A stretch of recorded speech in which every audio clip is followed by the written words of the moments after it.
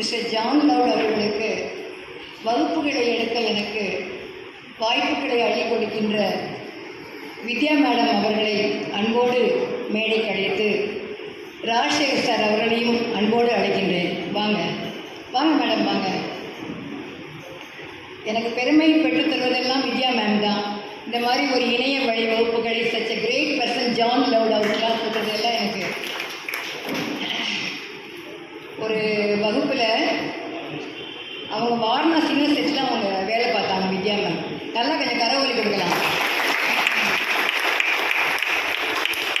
ஒரு இணைய வழி வகுப்பில்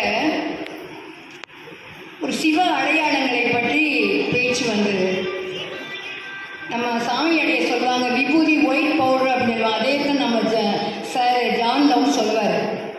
நான் சொன்னேன் விபூதியினுடைய பெருமையை பற்றி நான் சொன்னேன். பில்லி சூனியம் பெரும்பகைகள் வல்லபுதம் வளர்ச்சிகைகள் அதெல்லாம் விபூதி பூசியவரை பார்த்தா முன்னாடி நிற்காதுன்னு சொன்னேன்.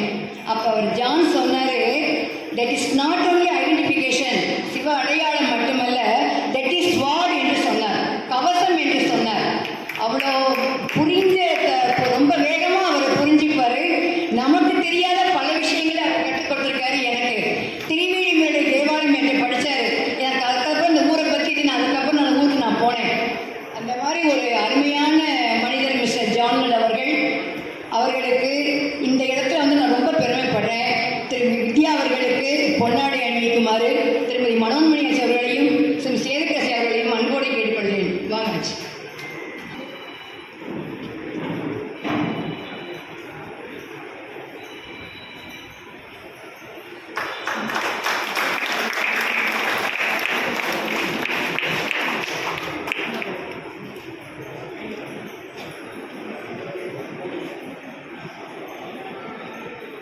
ரெண்டு வார்த்தை பேச விரும்புகிறாங்க.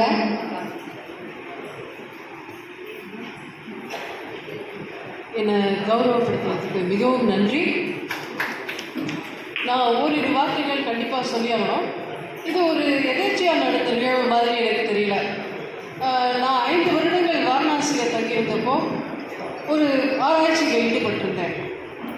அதில் ஸ்போர்ட்ஸ் ஆஃப் சிவா அப்படிங்கிற ஒரு ஆராய்ச்சி. அது இன்னும் இங்கே மதுரையில் முடிவு பெறல. அதை ஆரம்பித்த professor Joel he became very old. அதை இன்னும் முடிக்க முடியாமல் கொஞ்சம் சில இது இருக்குது. அந்த பணிகளுக்காக நான் இந்த காசி விஸ்வநாத விசாலாட்சி கோயில் பக்கம் குறிப்பாக நகரத்தார் ஏரியாவில் நிறையா நடந்து போயிருக்கேன். அப்போ அங்கே இருந்தவங்க எனக்கு ஒருத்தர் ஹிந்தியில் சொல்லிகிட்டே வந்தார், இது தமிழ்நாட்டிலேருந்து வந்தவங்க தெரியுமா. அது ஒரு எதாச்சும் இன்னைக்கு இதெல்லாம் கேள்விப்படும் போது அவ்வளவு அருமையான வரலாறு. அதே மாதிரி தங்கு தடை இல்லாமல் தமிழை பேசினார் நாராயணனுக்கு மிக்க நன்றி. கேட்கவே ரொம்ப சுகமாக இருந்தது. நான் என்னுடைய கணவர்கிட்ட சொன்னேன், அவருடைய இலக்கண சுத்தம் அப்படியே அவர் பேசினதை தெளிவாக எழுதிடலாம், டிரான்ஸ்கிரைப் பண்ணால் புத்தகமாக வெளியிடலாம். அந்த அளவுக்கு இலக்கண சுத்தமாக ஒருவர் தமிழ் பேசுவதுங்கிறது இப்போ அபூர்வமாக இருக்குது. அது கேட்டது ரொம்ப மகிழ்ச்சியாக இருக்குது. இந்த நிகழ்வு உண்மையாகவே ரொம்ப அபூர்வம். ஏன்னா நான் ஒரு வாரத்துக்கு முன்னாடி கொஞ்சம் உடம்பு முடியாமல் இருக்கேன். அங்கேற்கனி மேடம் எனக்கு கூப்பிட்டாங்க. நான் சரி வர முயற்சி பண்ணுறேன். நீங்கள் வந்தது ரொம்ப அருமையான நிகழ்வு. என்னை அழைத்தமைக்கு நன்றி. I feel really honored and privileged.